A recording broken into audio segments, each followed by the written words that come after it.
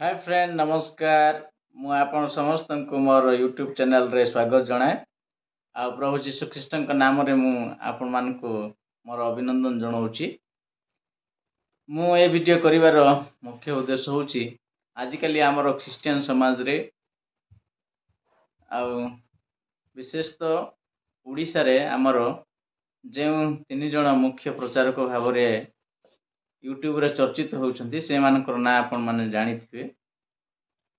प्रथमतः आमर निरंजन तुरुक सार कोरापुटर एवं रमाकांत पाणी सार गजपति आउ जन अछंती जितुलिमा सार आउ गाँ मु कहि पारनी। ठीक अच्छी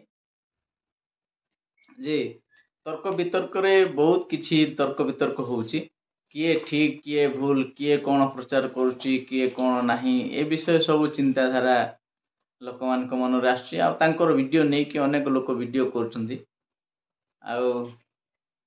से वीडियो गुड़ाक लोक बहुत देखुं शुणुंट अनेक मत दौरान किंतु मु गोटे भिन्न वीडियो मु करने चाहूँगी जे मु चाहे जे प्रभु आमको प्रकृत में कौन कहवाई चाहती। आजिकल दुनिया रे आम भावुवा जे किए बड़ लोक आ किए छोट लोक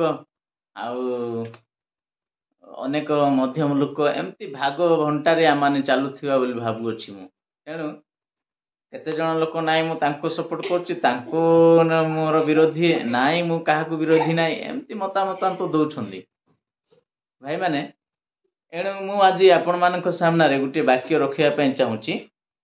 आपण मैंने जदि पढ़ापी चाहिए माथ्यू पुस्तक तार 7 अध्याय 21 रु 23 आपण पढ़े।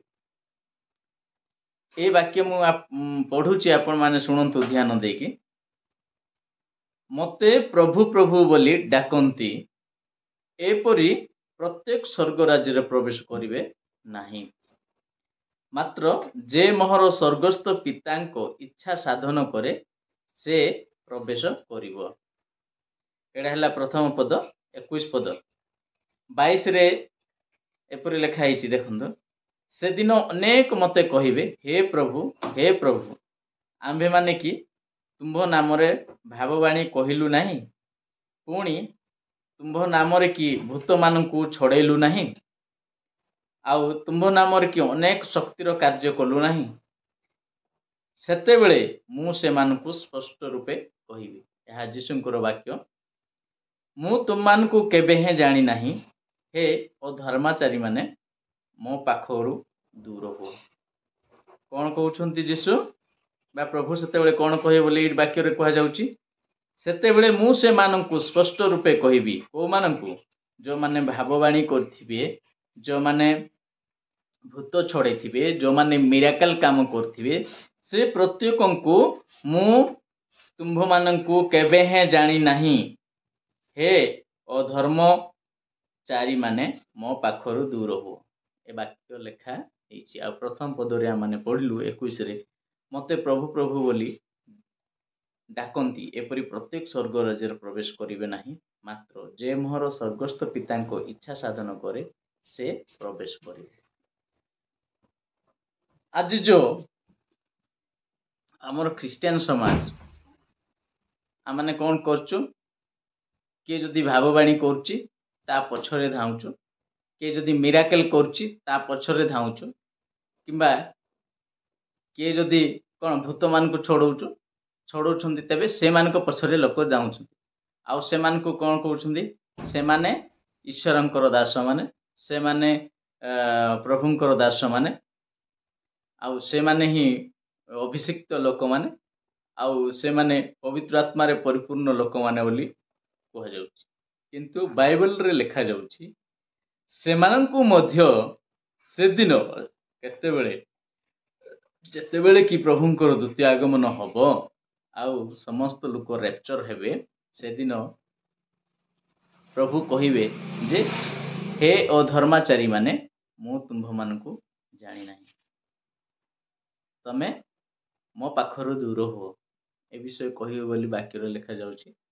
ତ ମୋର ବନ୍ଧୁମାନେ, ମୋତେ ଶୁଣୁଥିବା ପ୍ରତ୍ୟେକ ଭାଇମାନେ, ମୁଁ ଆପଣମାନଙ୍କୁ ଅନୁରୋଧ କରୁଛି ଯେ ଆମର ଖ୍ରୀଷ୍ଟିଆନିଟି ବା ଆମର ପ୍ରଭୁଙ୍କୁ ଜାଣିବା, ଆମର ପ୍ରଭୁଙ୍କ ସେବା କରିବା ତ କେତେ ଦୂର ଆଉ ଅଧିକ ହେବା ଦରକାର ସେଇଟା ଆପଣମାନେ ଚିନ୍ତା କରନ୍ତୁ।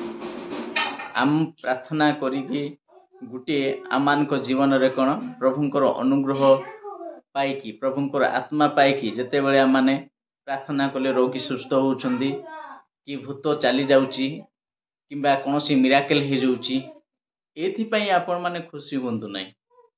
ଆପଣମାନଙ୍କୁ ମୋର ଅନୁରୋଧ, ଆପଣମାନେ ବାକ୍ୟକୁ ପ୍ରଚାର କରନ୍ତୁ। ବାକ୍ୟ କ'ଣ ପାଇଁ ପ୍ରଚାର କରାଯାଏ ସେଟା ଆପଣମାନେ ନିହାତି ଭଲ ଭାବରେ ଜାଣିଛନ୍ତି। ରୋମିଓ ପୁସ୍ତକରେ ଲେଖାଯାଇଛି, ଏପିସି ପୁସ୍ତକରେ ଲେଖାଯାଇଛି, Word of God, it is to instruct, correct and bring people in repentance। यार अर्थ कौन? वाक्य कौन ପାଇଁ କରାଯାଏ?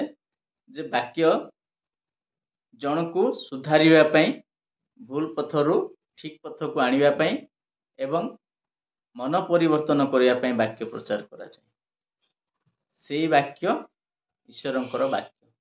ଆଉ ଯିଏ ସେଇ ବାକ୍ୟ ପ୍ରଚାର କରୁଛି ଆଉ ତାଙ୍କର ବାକ୍ୟରେ କୌଣସି ମିରାକଲ୍ ନାହିଁ, କିମ୍ବା ତାଙ୍କର ବାକ୍ୟରେ କୌଣସି ପ୍ରକାରର କ'ଣ ଅଦ୍ଭୁତ ଘଟଣା ନାହିଁ, ତେବେ ତାଙ୍କୁ ଆମମାନେ କେବେ ମଧ୍ୟ ନିଚ ବା ଆମେ ତାଙ୍କୁ ଆତ୍ମାରେ ପରିପୂର୍ଣ୍ଣ ନାହିଁ ବୋଲି କହିବା ନାହିଁ। ପରମେଶ୍ୱର କହୁଛନ୍ତି ଆମକୁ ଆମମାନଙ୍କ ପ୍ରାର୍ଥନା ଦ୍ୱାରା, ଆମମାନଙ୍କର ବାକ୍ୟ ପ୍ରଚାର କରିବା ଦ୍ୱାରା ମିରାକଲ୍, ଭାବବାଣୀ ଆଉ ଭୂତ ଛଡ଼େଇବା ଏସବୁ ବିଷୟଠାରୁ ଅଧିକ ପ୍ରଭୁ ଆମମାନଙ୍କୁ ଚାହାନ୍ତି।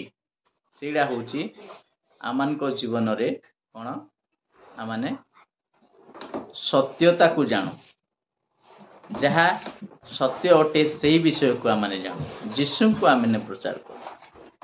ଆପଣମାନେ ମୋତେ ବହୁତ ଲୋକ କ୍ୱେଶ୍ଚିନ୍ କରିପାରନ୍ତି ଯେ ମିରାକଲ୍ ଯେଉଁ ଘଟୁଛି ସେଇଟା ଯୀଶୁଙ୍କର ଆଶୀର୍ବାଦ ନାହିଁ କି? ହଁ, ଯୀଶୁଙ୍କର ଆଶୀର୍ବାଦ। କିନ୍ତୁ ମୁଁ ଆଉ ଗୋଟିଏ ବି ମୁଁ ଆପଣଙ୍କୁ କହିପାରିବି, ମିରାକଲ୍ କେବଳ ପ୍ରଭୁଙ୍କର ଆଶୀର୍ବାଦରେ ହୁଏ ନାହିଁ। ମିରାକଲ୍ ଯେଉଁମାନଙ୍କଠାରେ ଅଲୌକିକ ଶକ୍ତି ଅଛି ସେମାନଙ୍କଠାରେ ମଧ୍ୟ ହେଇପାରିବ। ଆରଥ ବାବା ଯିଏ ଭୁବନେଶ୍ୱରରେ ଏବେ ଅଛନ୍ତି, ତାଙ୍କୁ ମିଡ଼ିଆରେ ଦେଖାଯାଉଛି, ସେ ବ୍ୟକ୍ତି ମଧ୍ୟ, ମୁଁ ଆପଣମାନଙ୍କୁ ତାଙ୍କର ଭିଡ଼ିଓ ଦେଖାଉଛି, ଦେଖନ୍ତୁ ଟିକେ।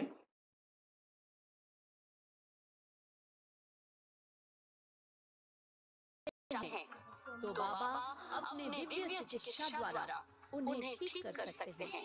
जो एक बार बाबा आर्तत्राणा के दिव्य चिकित्सा को स्वयं अपनी आंखों से ना देखे या खुद दिव्य चिकित्सा के सुफल ना पाए हैं, वो अनुभव नहीं कर सकते हैं बाबा आर्तत्राण के दिव्य चिकित्सा के दिव्य शक्ति को। लेकिन बाबा आर्तत्राण के ये दिव्य चिकित्सा जिनको मिला है वो नतमस्तक होके बन गया है बाबा का प्रशंसक भक्त। परंतु बाबा खुला कहते हैं कि वो कुछ नहीं करते हैं, वो केवल देवी देवताओं के पास पीड़ितों को शारीरिक मानसिक इलाज देने के लिए और उसका दुख दुर्दशा दूर करने के लिए